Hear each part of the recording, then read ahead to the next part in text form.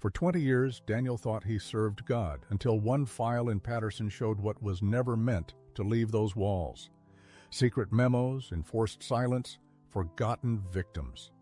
Branded an apostate, he lost everything, but not his voice. What they uncovered behind Watchtower's doors will make your stomach turn. My name is Daniel Harris, and I need to tell you something that has been weighing on my heart for years now. Every morning when I wake up in this small apartment in upstate New York, I can still smell the industrial carpet and hear the quiet hum of fluorescent lights that filled the corridors of the Watchtower headquarters in Patterson. For 20 years, I believed I was serving Jehovah God himself. I thought I was one of the chosen ones, part of God's organization on earth. But sometimes, dear friends, the truth isn't what we think it is. Sometimes the very thing we trust most becomes the thing that breaks us. I was 62 years old when my world collapsed. 20 years of faithful service, of getting up at 5:30 every morning to read the daily text, of spending my weekends going door to door in neighborhoods across Westchester County, of studying every Watchtower and Awake magazine cover to cover. I knew the publication so well I could quote entire paragraphs from memory. My wife Sarah used to joke that I had replaced my brain with a Watchtower library.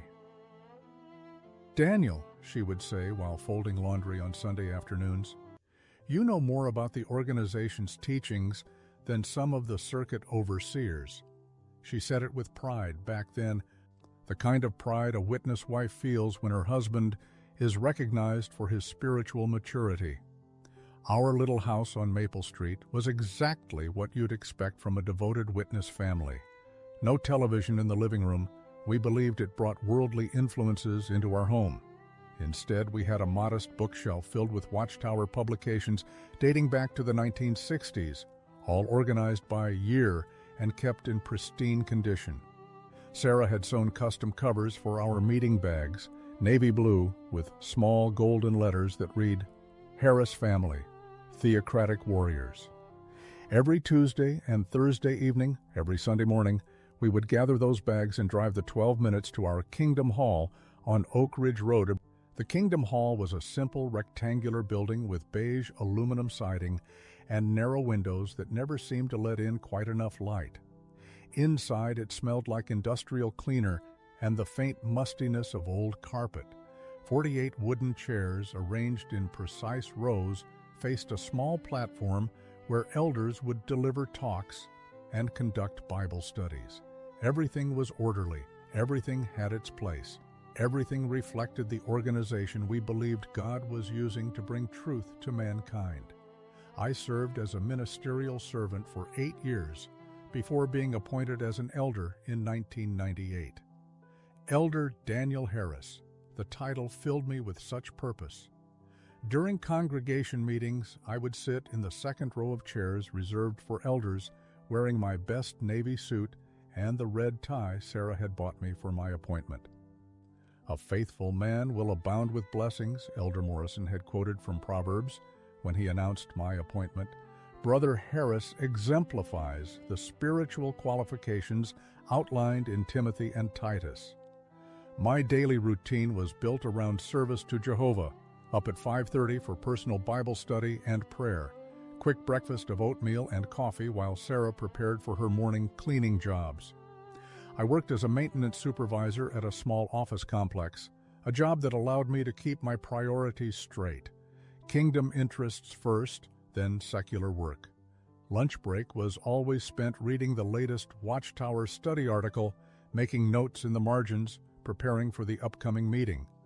Evenings were for congregation responsibilities, visiting interested ones, preparing talks for the Theocratic Ministry School, meeting with other elders to discuss spiritual matters affecting our flock.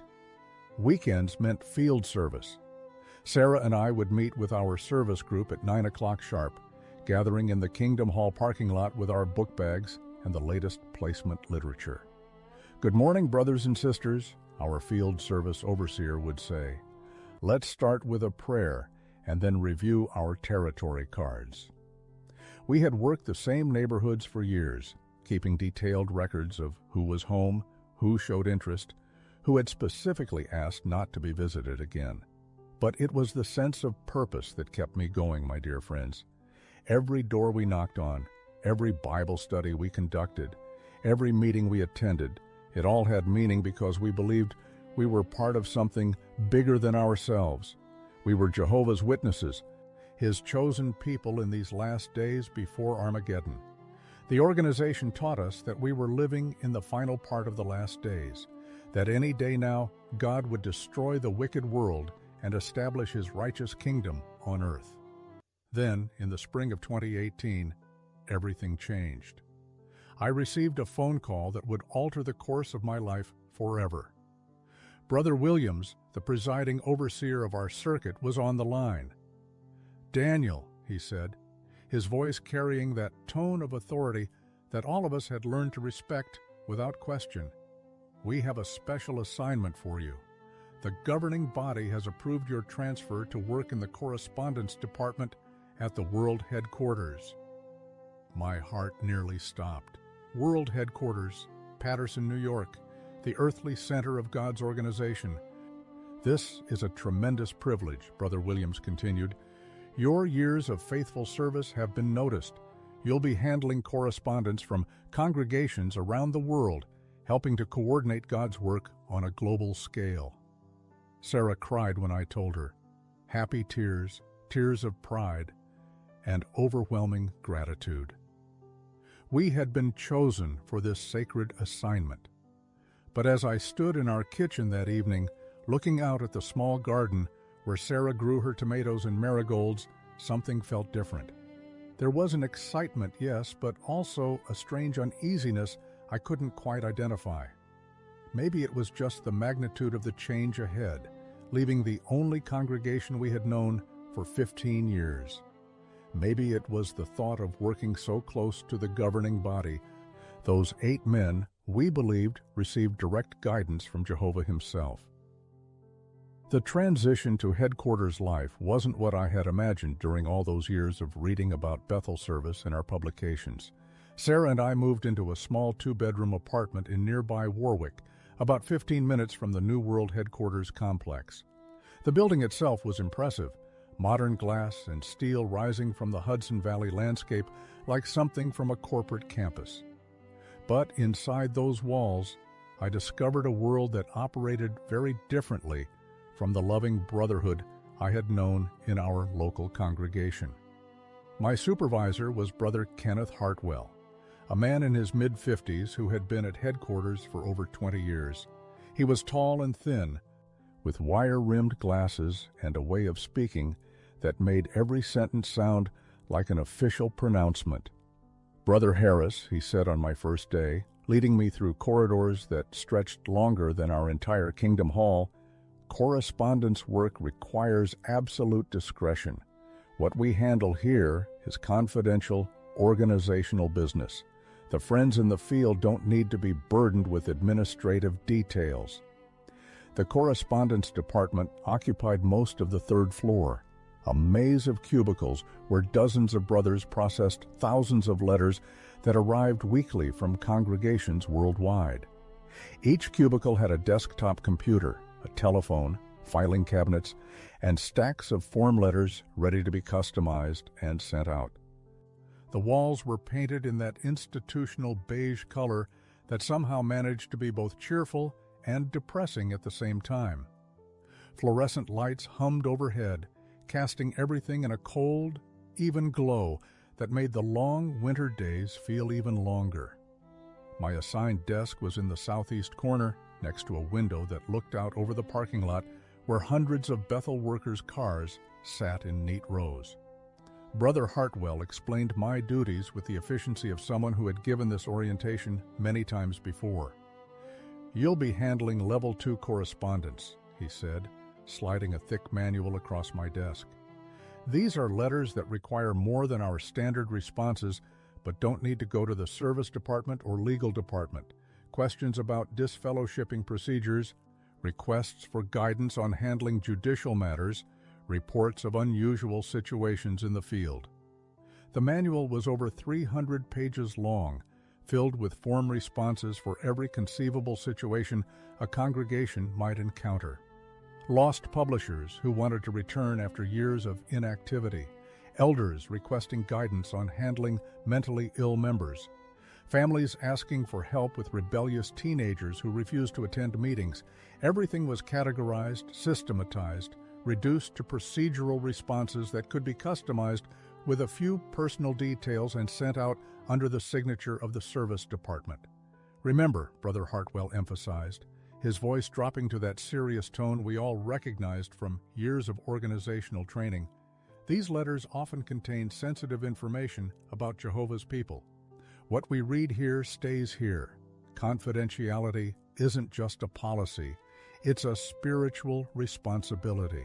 During my first week, I processed routine inquiries that felt familiar from my years as an elder. A congregation in Ohio needed guidance on organizing their circuit assembly. An elder in Florida was asking about proper procedures for conducting judicial committee meetings. A body of elders in Texas wanted clarification on the organization's position regarding blood transfusions for children. I found myself writing careful, measured responses that quoted extensively from our publications and organizational letters. But gradually, I began to notice patterns in the correspondence that troubled me.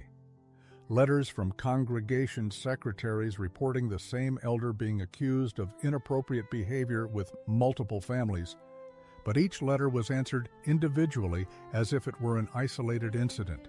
Reports of judicial committees that seemed to focus more on protecting the organization's reputation than on helping the accused or the accusers.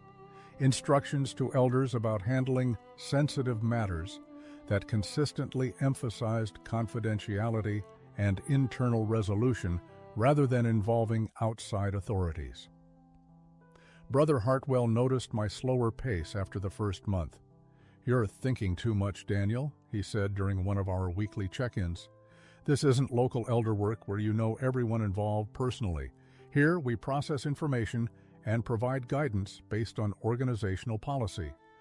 Personal feelings can't enter into it." He spoke with the detached professionalism of someone who had learned to separate himself from the human stories behind each letter. My cubicle neighbor was Brother Michael Chen, a quiet man about my age who had been in correspondence for 6 years. During lunch breaks in the small cafeteria on the second floor, he would occasionally share insights that helped me understand the scope of what we were handling. "Last month alone," he mentioned, while eating his sandwich one gray February afternoon, "we processed over 200 letters regarding judicial matters, disfellowshipping, reinstatement, appeals. It's like being a spiritual assembly line." The comparison bothered me more than I initially admitted to myself. An assembly line suggested mass production, efficiency over individual care. But these were letters about real people, real families dealing with some of the most difficult moments of their lives. A mother in California whose daughter had been disfellowshipped and was threatening suicide. A father in Michigan whose son had been accused of molesting children in the congregation. An elderly sister in Georgia whose entire family had turned against her after she reported an elder's financial misconduct. Brother Chen seemed to read my thoughts.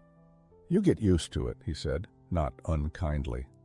"You have to, or it will overwhelm you. We're not counselors or social workers. We're administrative assistants helping the organization function smoothly.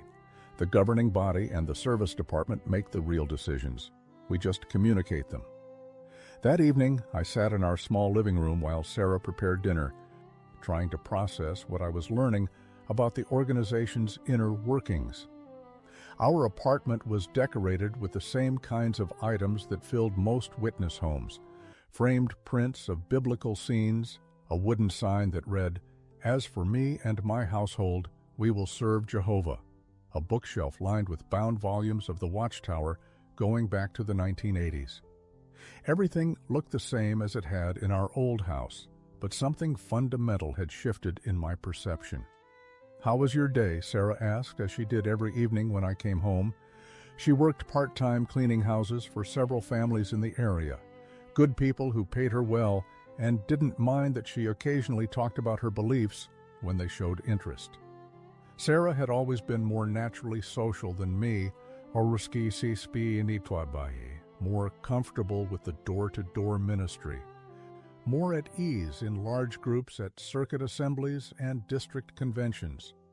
Busy, I replied, which had become my standard response. How could I explain the growing uneasiness I felt about the letters I was reading, the systematic way the organization dealt with what should have been deeply personal spiritual matters? How could I tell her that sometimes, sitting in that fluorescent-lit cubicle, I wondered whether the loving organization we had devoted our lives to might be something different than what we believed? The breaking point came on a Thursday afternoon in early March. I was processing a batch of correspondence that had been marked priority when I came across a letter that made my hands shake as I read it. The letter was from a congregation secretary in Austin, Texas, reporting that an elder named Brother Rodriguez had been accused of inappropriate conduct with several young girls in the congregation over a period of months. The families involved wanted to know whether they should report the matter to local authorities. Clipped to this letter was a carbon copy of the response that had been sent. The instructions were clear and unambiguous. Handle this matter internally according to scriptural guidelines. Do not encourage the families to involve secular authorities. If questioned by authorities, provide only minimal information and refer them to our legal department immediately. I read the response 3 times, my heart pounding so hard I was sure Brother Chen could hear it from his cubicle next to mine. At the bottom of the letter, in the signature block where I expected to see the type name of someone from the service department, I saw a name that made my world tilt sideways. Samuel Wright, coordinator of the body of elders. Brother Wright had been my circuit overseer years earlier, a man I had respected and admired for his spiritual maturity and loving guidance. He had been the one to recommend me for appointment as an elder. He had conducted the elders' meeting where they announced my new responsibilities. And now, here was his signature on a letter, instructing a congregation to cover up what might be serious criminal behavior. I sat staring at that signature for what felt like hours, though it couldn't have been more than a few minutes. Brother Wright, the man who had taught me about the importance of honesty and integrity in spiritual leadership, was telling a congregation to hide potential child abuse from the authorities who were trained and equipped to investigate and prosecute such crimes. That night, I couldn't eat the dinner Sarah had prepared. I couldn't concentrate on the family worship we conducted every Thursday evening.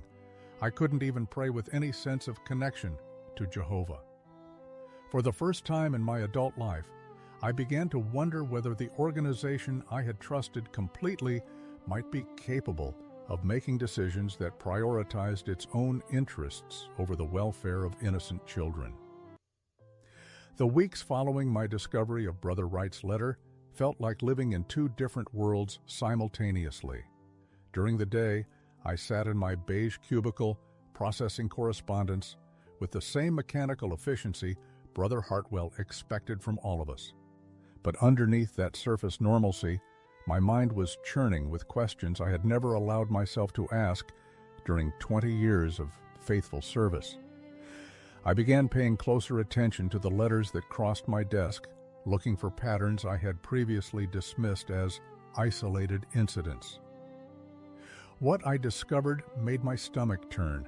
Letter after letter from congregations around the country, all dealing with similar situations, elders accused of financial impropriety, ministerial servants reported for domestic violence, pioneers charged with fraud. And in almost every case, the organization's response was the same. Handle it internally. Protect the congregation's reputation. Avoid involving outside authorities whenever possible. The language was always careful, always presented in spiritual terms that made it sound like biblical wisdom rather than institutional self-protection. The organization has a responsibility to handle matters involving Jehovah's people according to scriptural principles. One form response read, secular authorities may not understand the spiritual dynamics involved in these situations. Another standard paragraph explained that involving worldly institutions could bring reproach upon Jehovah's name and his organization. I started keeping a small notebook where I recorded details from the most troubling cases. A congregation in Oregon where 3 different families had reported the same elder for inappropriate behavior with their daughters, spanning a period of 5 years. Each family had been counseled to wait on Jehovah and not bring reproach on the organization. The elder remained in his position. A Kingdom Hall in Alabama, where the account servant had embezzled over $40,000 from congregation funds, but the local elders were instructed not to press charges because Christians should not take their brothers to court before unbelievers. Brother Chen noticed my changed demeanor during our lunch breaks. "You seem troubled lately," he observed one afternoon while we sat in the nearly empty cafeteria. "Is everything all right at home?" I wanted to tell him what I was discovering, to ask whether he had noticed the same patterns in his correspondence, but something in his tone, a kind of practiced detachment, made me realize he had probably seen it all before and had simply learned to accept it as part of the job. "Just adjusting to the workload," I replied, taking a bite of my sandwich that tasted like cardboard. "It's different from local congregation work." He nodded sympathetically, but I caught him glancing at me with what might have been concern or suspicion. In an organization that valued loyalty above almost everything else, asking too many questions could be interpreted as spiritual weakness or worse, rebellious thinking. That evening, I tried to discuss my concerns with Sarah without revealing the specific details of confidential correspondence. "Do you ever wonder," I asked while we cleaned up after dinner, "whether the organization might sometimes make mistakes in how it handles difficult situations?" She paused in her dish drying, giving me the kind of look I had seen her use when members of the public asked challenging questions during field service. "Daniel," she said carefully, "the faithful slave has been appointed by Jehovah to provide spiritual food at the proper time. If there are things we don't understand, it's because we don't have all the information they have." Her response was perfectly aligned with organizational thinking, the kind of unquestioning trust we had been taught to maintain even when faced with apparent contradictions. "Are you struggling with something specific?" I wanted to tell her everything about Brother Wright's signature on that letter about child abuse, about the systematic pattern of cover-ups I was discovering, about the growing certainty that the organization we had devoted our lives to was more concerned with protecting its reputation than protecting vulnerable members. But looking at her concerned face, at the small wooden sign above our kitchen sink that read, "Trust in Jehovah with all your heart," I realized I couldn't burden her with doubts that might destroy her faith without offering any alternative hope. "No, nothing specific," I said, forcing a smile. "Just trying to understand how the organization operates at this level. It's more complex than I expected."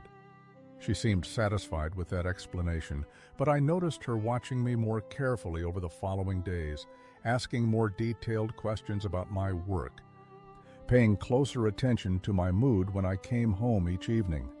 The breakthrough, if you could call it that, came in early April when Brother Hartwell assigned me to a special project. "We're updating our responses to correspondence regarding judicial matters," he explained, handing me a thick folder filled with letters dating back several years. "Your job is to review these cases and help standardize our guidance to congregations. The governing body wants consistency in how we handle sensitive situations." The folder contained over 100 letters, each one documenting cases where congregation elders had sought guidance about serious misconduct within their ranks. As I read through them, a clearer picture emerged of how the organization systematically protected accused individuals, especially those in positions of authority, while marginalizing accusers and victims. One letter from a congregation in Phoenix detailed a case where an elder's wife had reported that her husband was physically abusing her and their children.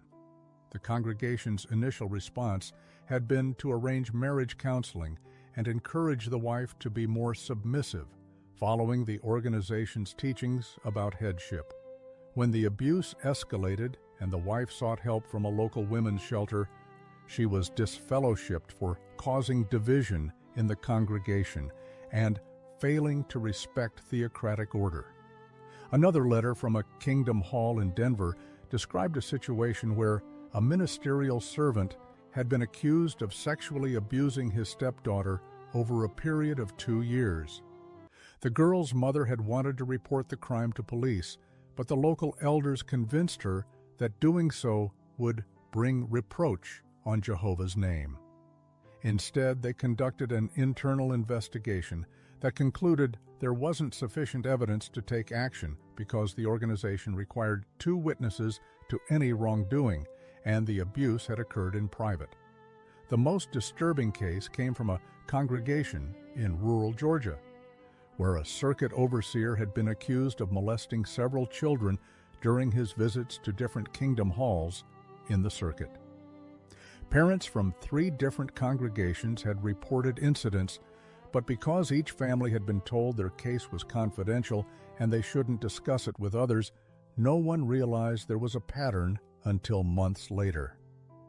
By then, the circuit overseer had been quietly transferred to a different circuit, and the families who complained had been counseled about the dangers of spreading unsubstantiated accusations against God's appointed servants. I spent hours reading these letters, taking notes, trying to understand how an organization that claimed to be guided by God's Spirit could handle such serious crimes with what appeared to be callous disregard for the victims. The standard responses were always couched in scriptural language, always presented as protecting the spiritual welfare of the congregation, but the practical effect was clear: protect the organization's reputation at all costs. During this time, I began experiencing physical symptoms of the stress I was carrying: headaches that lasted for days, difficulty sleeping, a constant knot in my stomach that made eating difficult. Sarah noticed my weight loss and urged me to see a doctor, but how could I explain that my symptoms were caused by losing faith in everything we had built our lives around? My prayer life, which had been the foundation of my relationship with Jehovah for decades, began to feel hollow and mechanical. Sitting in our small home office each morning, reading the daily text and trying to connect with God, I found myself wondering whether my prayers were reaching anyone at all. The biblical passages that had once filled me with confidence and purpose now seemed to mock my confusion and doubt. One evening in late April, while reviewing another batch of correspondence, I came across a letter that stopped me cold.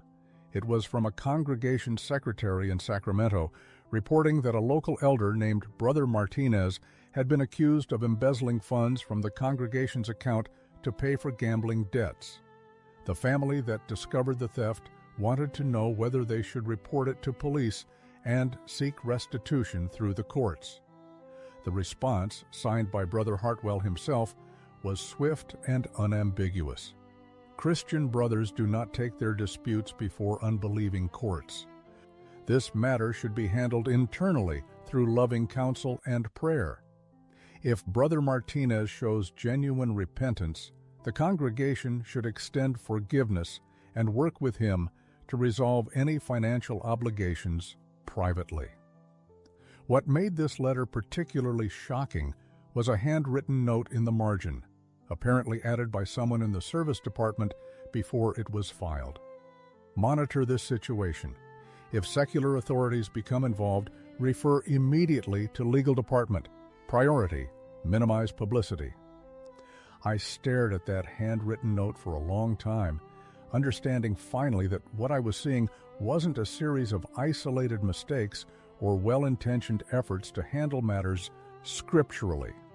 This was a systematic policy designed to protect the organization from legal and public relations consequences, regardless of the impact on individual victims or their families. That night, I made a decision that would change everything. After Sarah fell asleep, I quietly got up and returned to my home office. I opened my laptop and began copying the most damaging correspondence onto a secure USB drive. Each file I copied felt like a small betrayal of everything I had believed about loyalty and faithfulness.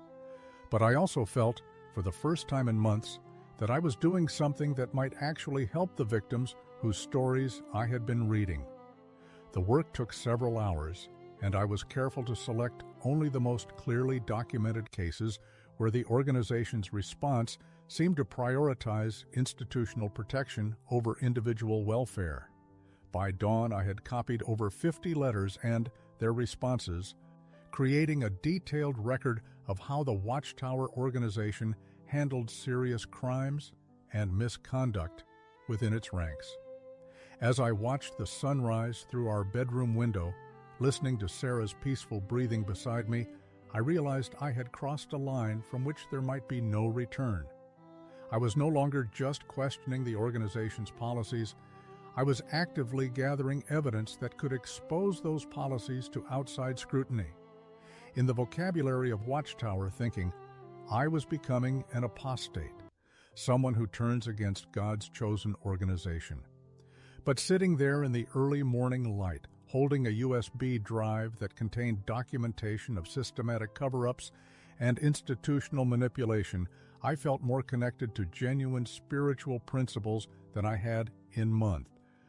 For the first time since discovering Brother Wright's signature on that letter about child abuse, I felt like I was doing something that might actually serve justice and protect innocent people.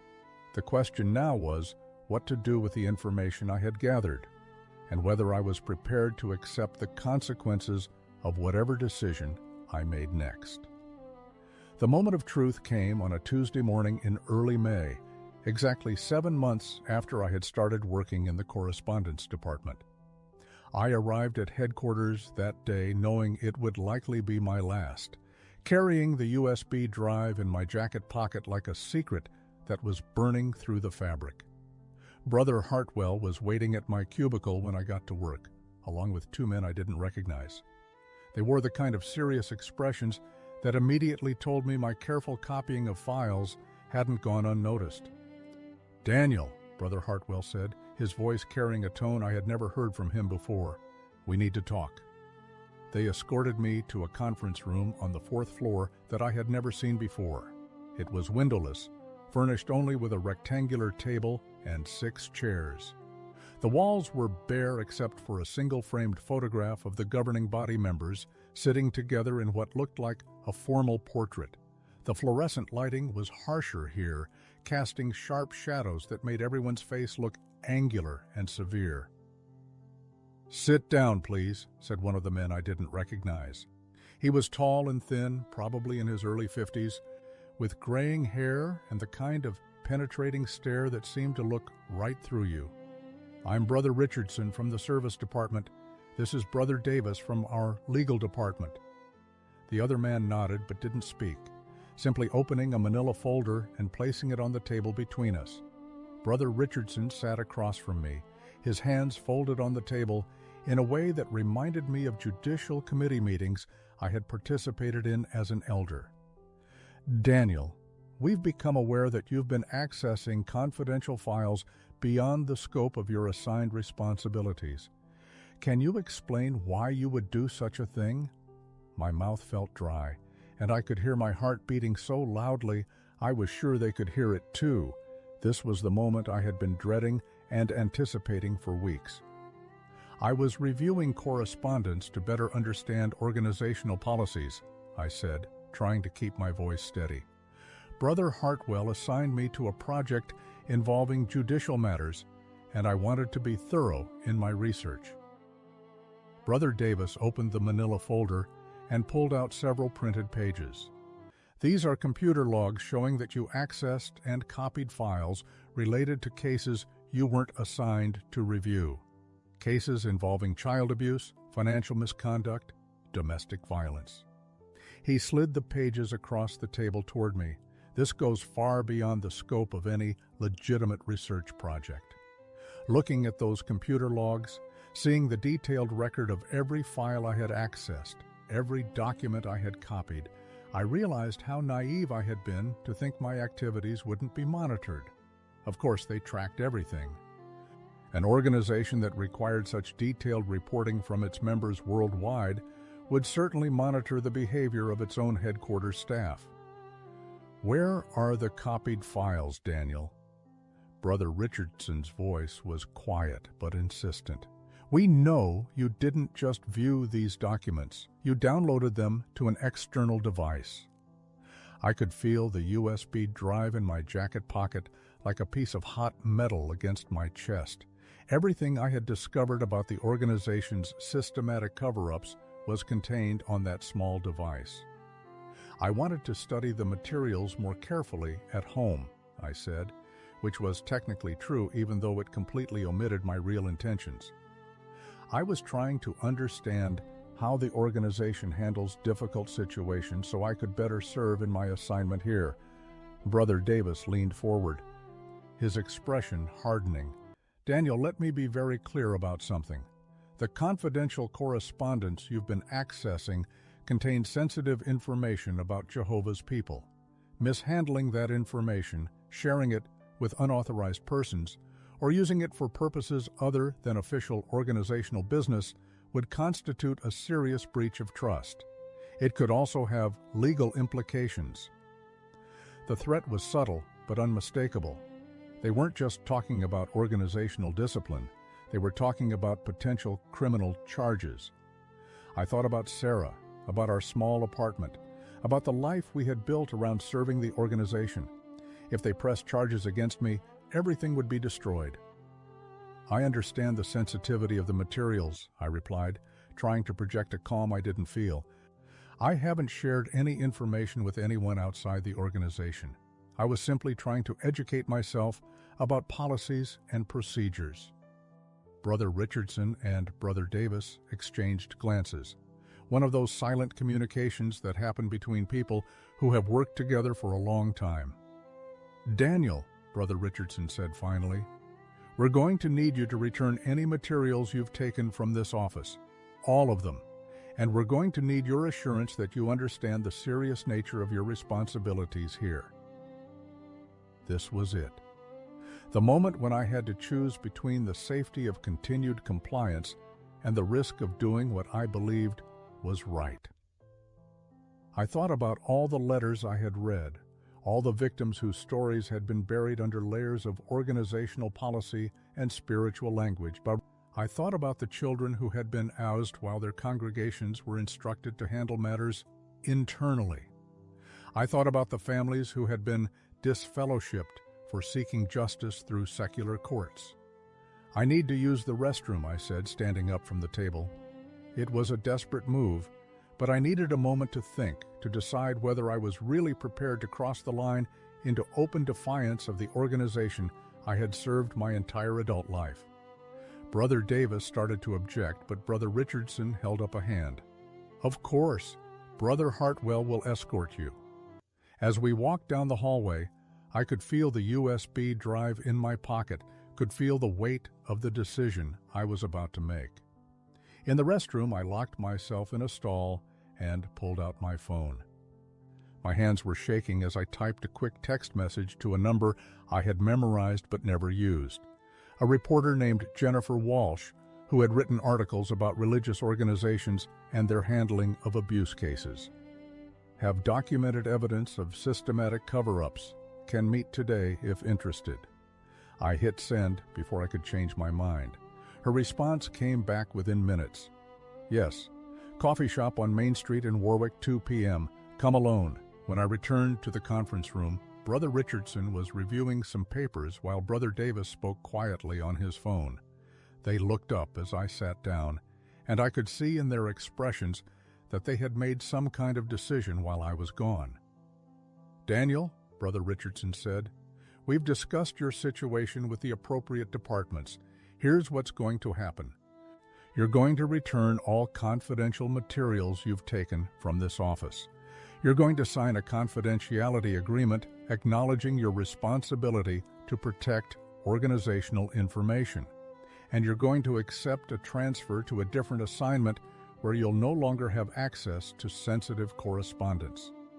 He slid a document across the table toward me. This transfer will allow you to continue serving at headquarters while ensuring that confidential information remains secure. We're willing to overlook your enthusiasm for research as long as you demonstrate complete cooperation going forward. I stared at the document, seeing my name typed in the space for signature, seeing the neat paragraphs that would bind me to silence about everything I had discovered. Signing it would mean safety, continued employment, preservation of my standing in the organization. Refusing to sign would mean facing the consequences of my defiance alone.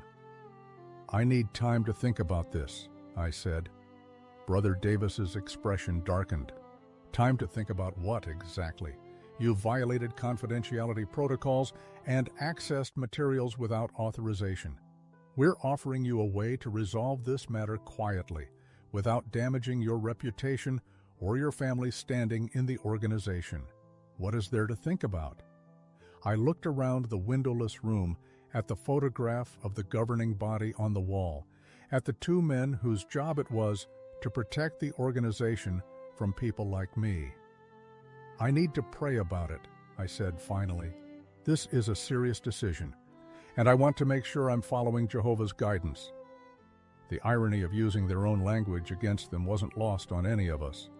Brother Richardson's jaw tightened, but he couldn't very well argue against the importance of prayer and divine guidance. "You have until tomorrow morning," he said. "Come in at 8 o'clock with your decision and the materials you've taken. Don't make this more complicated than it needs to be, Daniel." As I walked out of that conference room, past the cubicles where my former colleagues continued processing correspondence, past the reception desk where visitors waited to tour the world headquarters of God's organization, I knew I had already made my decision. The USB drive in my pocket felt heavier with each step, weighted not just with the files it contained, but with the responsibility of what I was about to do with them. At 2 p.m. that afternoon, I was sitting across from Jennifer Walsh in a small coffee shop in Warwick, sliding the USB drive across a wooden table and watching her eyes widen as I explained what it contained. Jennifer Walsh was younger than I had expected, probably in her early 30s, with short brown hair and the kind of intense focus that comes from years of investigative journalism. She listened without interrupting as I explained what the USB drive contained, occasionally taking notes in a small leather notebook, her expression growing more serious with each detail I shared. "How long have you been gathering this information?" she asked after I finished my initial explanation. Her voice was steady, professional, but I could see the excitement in her eyes. This was exactly the kind of story that could make a career. "About 6 weeks," I replied, stirring my coffee nervously, "but I've been reading this type of correspondence for 7 months.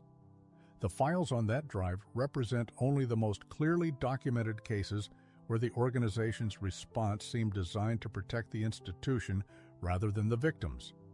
She plugged the USB drive into her laptop and began scrolling through the files, stopping occasionally to read specific letters or responses more carefully. "My God," she whispered after several minutes. "Some of these cases involve dozens of victims, and look at the dates. This has been going on for decades." I watched her face as she absorbed what I had been living with for months.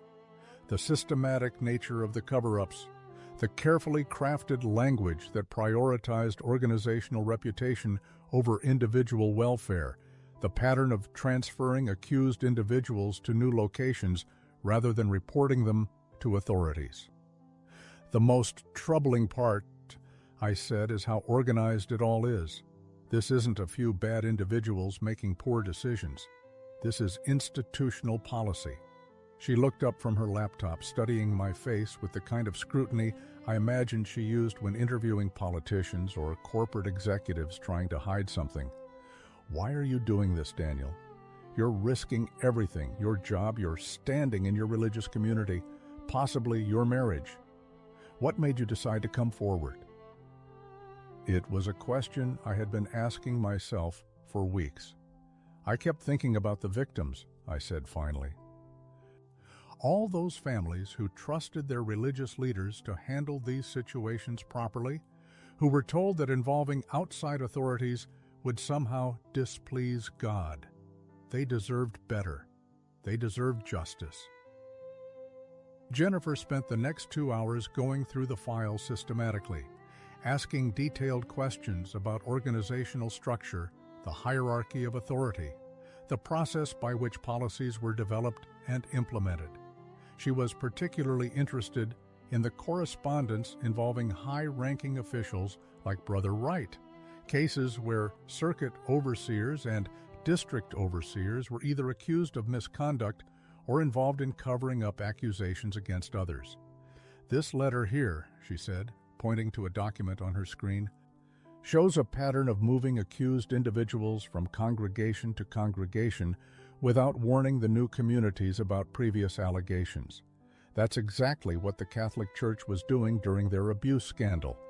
The Watchtower has been following the same playbook." We agreed to meet again the following week so she could verify some of the information and begin reaching out to victims and their families for interviews. "I want to make sure we do this right," she said as we prepared to leave. "These people have been failed by their religious institution once already. I don't want them to feel exploited by the media as well." That evening, I sat in our living room trying to act normal while Sarah prepared dinner and talked about her day cleaning houses. She had no idea that I had just handed over documentation that could expose the organization we both loved to international scrutiny and possible legal action. She had no idea that tomorrow morning I would walk into headquarters and refuse to sign the confidentiality agreement that would preserve our current life. "You seem distracted tonight," she observed, setting a plate of chicken and vegetables in front of me. "Is everything all right at work?" The question was so loaded with irony that I almost laughed. Everything at work was very much not all right, and by tomorrow evening I might not have a job at all.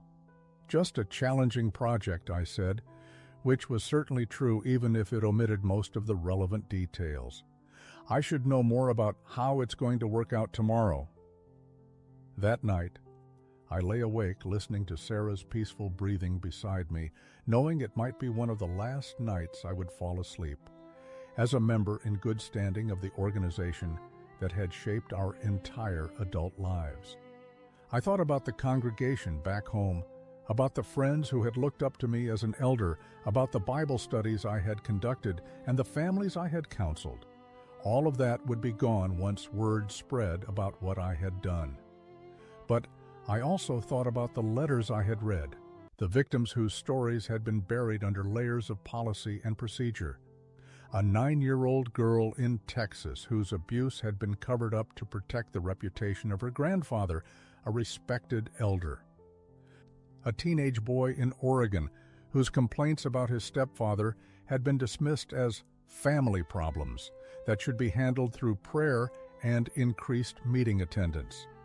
A young woman in Florida who had been disfellowshipped for causing division when she reported being raped by a ministerial servant.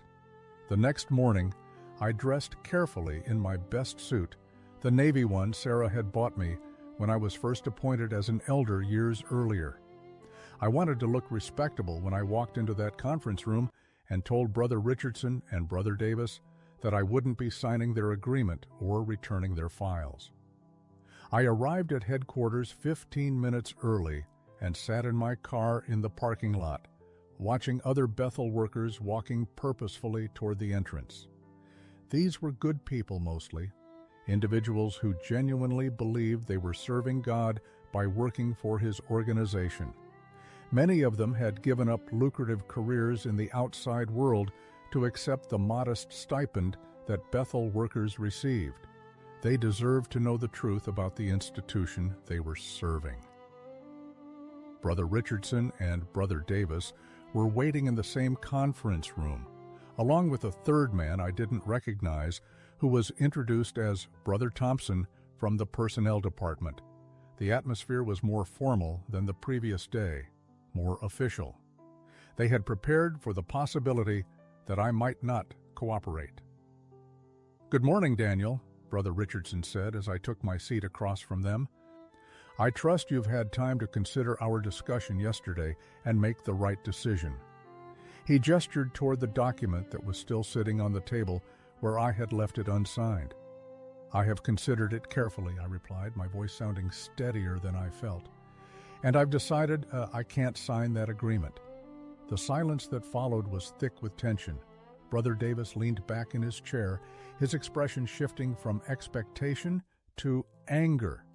Brother Thompson opened a different folder and began reviewing papers that I assumed were related to termination procedures. "I see," Brother Richardson said finally. "And the confidential materials you removed from this office?" "I can't return those either." Brother Davis stood up abruptly, his face flushed with anger. "Daniel, do you understand what you're doing? You're throwing away 20 years of faithful service for what?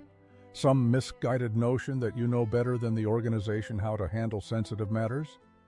"I understand exactly what I'm doing," I replied, surprised by the calmness in my own voice. "I'm refusing to be complicit in covering up crimes against children and other vulnerable members of our community."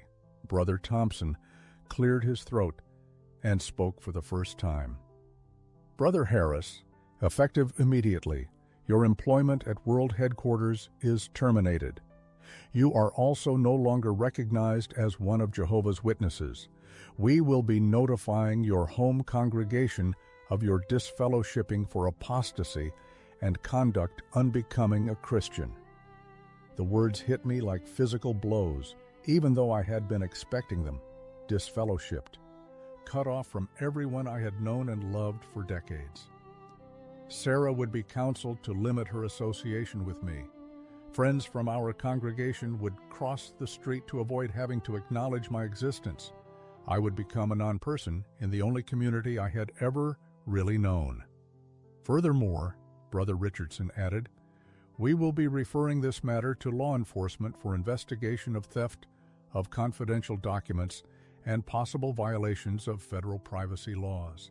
I suggest you contact an attorney."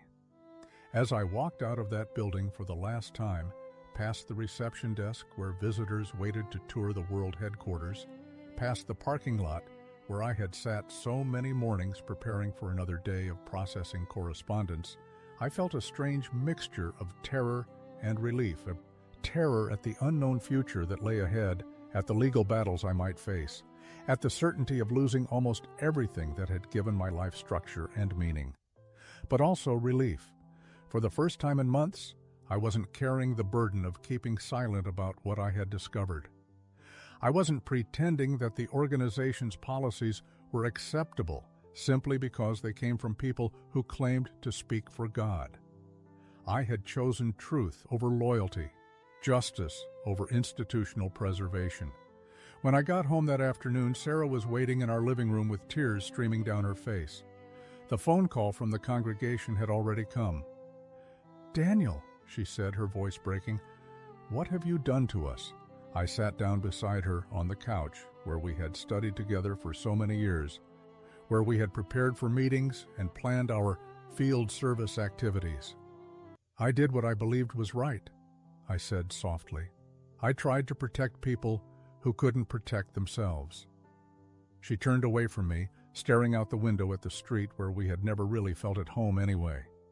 "They said you stole confidential information.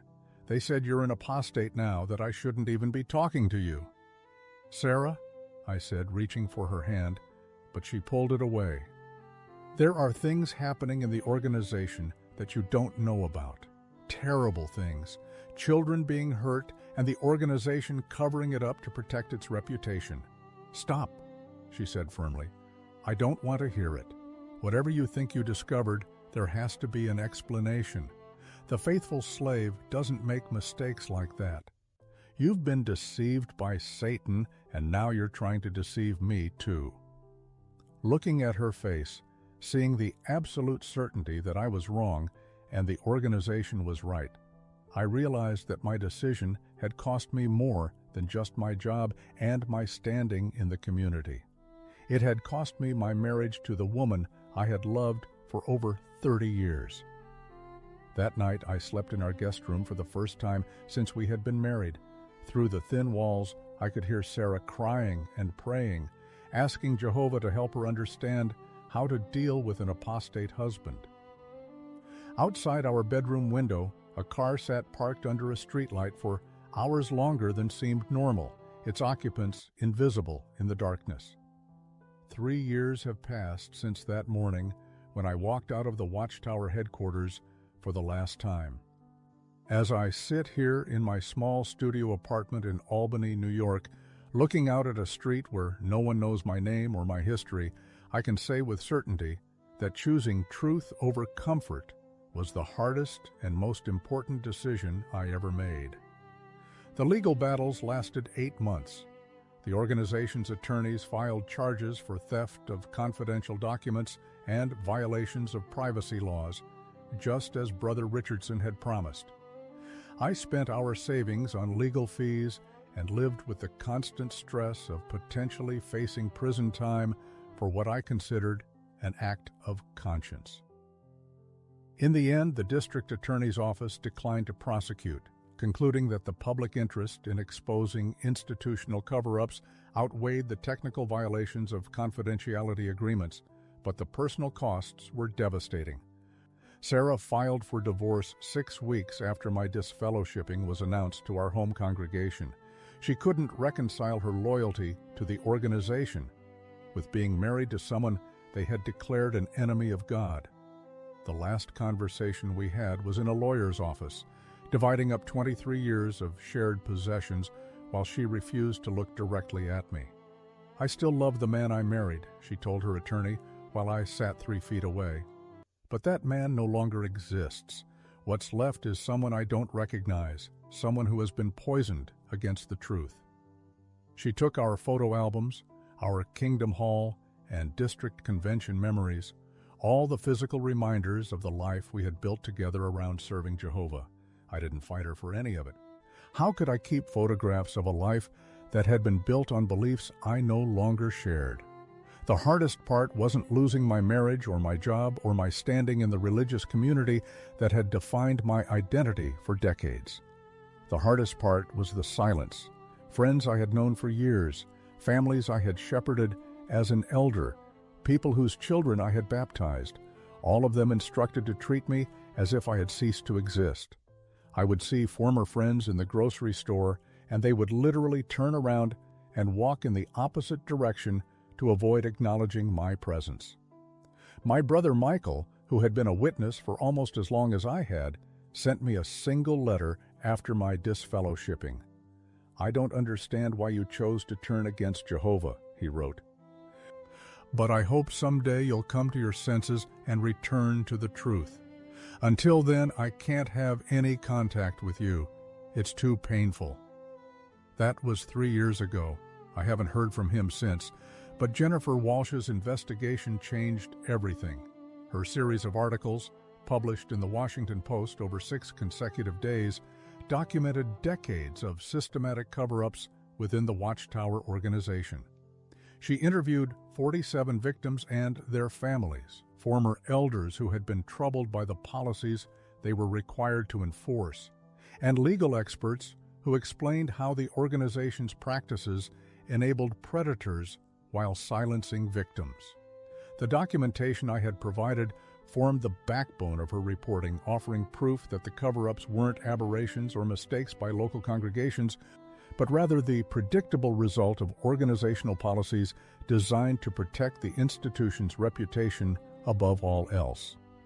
The story was picked up by news outlets around the world, sparking investigations in multiple countries and leading to congressional hearings about religious organizations and mandatory reporting laws. More importantly, the articles gave victims and their families permission to speak publicly about experiences they had been told to keep secret. Support groups formed in major cities. Attorneys specializing in institutional abuse began taking cases against the Watchtower. Former members who had been disfellowshipped for causing division by reporting abuse found their voices and began sharing their stories. I started receiving letters and emails from people who had read Jennifer's articles and learned about my role in providing the documentation. Some were angry, accusing me of attacking God's organization and bringing reproach on Jehovah's name. But many more were grateful, thanking me for having the courage to expose policies that had harmed them or their families. One letter came from Margaret Peterson, the woman whose 9-year-old daughter's abuse had been covered up by the congregation in Texas, the same case that was documented in the first letter I had seen with Brother Wright's signature. "Mr. Harris," she wrote, "I thought I was alone in this fight for so long. When I read about the documents you released, I cried for 3 days. Not sad tears, but tears of relief. Finally, someone with inside knowledge was willing to confirm what victims like my daughter have been saying for years." Another letter came from David Chen, Brother Chen's nephew, who had been disfellowshipped 5 years earlier for reporting sexual abuse by an elder to police against the congregation's wishes. "Uncle Michael never spoke to me again after I was expelled," he wrote, "but when he read the newspaper articles about what you revealed, he called me for the first time in years. He said he was sorry for not believing me, sorry for choosing loyalty to the organization over loyalty to family." 6 months after the articles were published, I was contacted by attorneys representing a class action lawsuit against the Watchtower organization. They wanted me to serve as an expert witness, helping judges and juries understand how the organization's internal policies had systematically enabled abuse while preventing victims from seeking justice through secular authorities. Testifying in those courtrooms was terrifying and healing at the same time. Sitting in the witness chair, explaining to a packed courtroom how correspondence about child abuse was handled at World Headquarters, I felt like I was finally able to use my insider knowledge for its intended purpose, protecting vulnerable people rather than protecting an institution. The financial settlements from those lawsuits helped many victims access therapy and other support services they had been denied for years. But more than the money, the public acknowledgement of what had been done to them provided a kind of validation that many had never expected to receive. My own healing has been slower and more complex. For 42 years, from the time I was 20 until the day I walked out of World Headquarters, my entire identity had been built around being one of Jehovah's Witnesses. Losing that identity felt like losing myself. I went through months of depression, struggling to find meaning and purpose in a world that no longer had the clear structure and certainty that religious life had provided. I started seeing a therapist who specialized in helping people who had left high-control religious groups. Dr. Rachel Martinez helped me understand that what I was experiencing wasn't spiritual weakness or lack of faith, but rather the predictable psychological effects of leaving a totalitarian system that had controlled every aspect of my thinking and behavior for decades. "You're grieving," she told me during one of our early sessions. "You're grieving the loss of community, the loss of certainty, the loss of a worldview that made everything seem clear and simple. That grief is normal and necessary, but underneath it, you're also discovering who you really are when you're free to think and choose for yourself." Slowly, carefully, I began building a new life.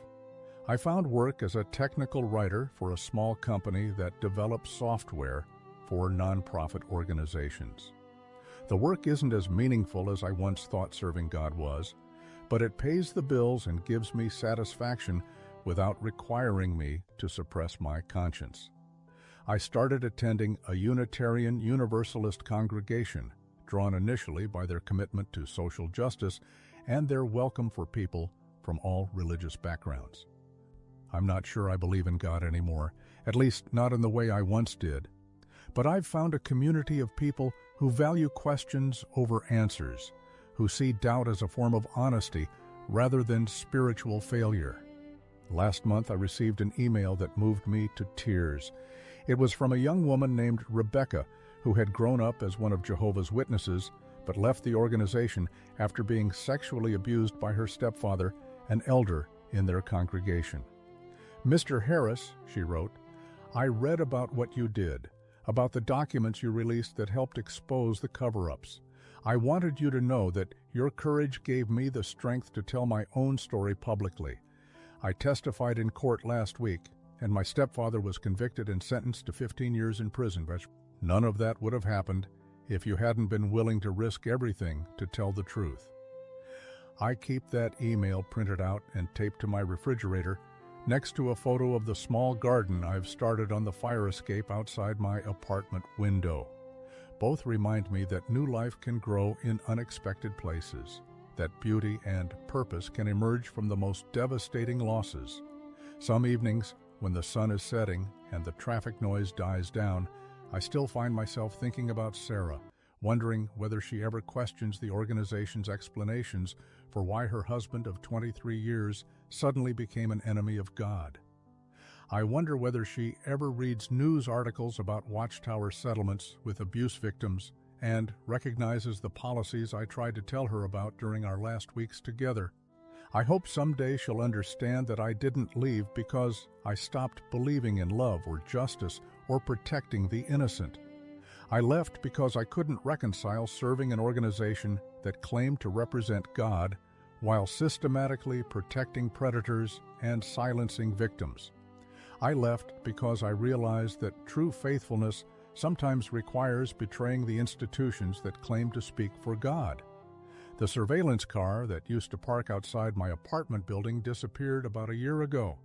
I still look for it sometimes, old habits from months of living with the constant awareness that the organization was monitoring my activities.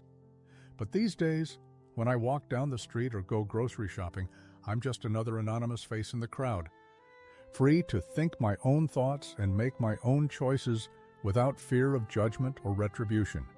This is a real story, shared by one of our subscribers. Thank you so much for trusting us with it. If you too have a story you'd like to share, write in the comments. We'd be very happy to tell your story on our channel.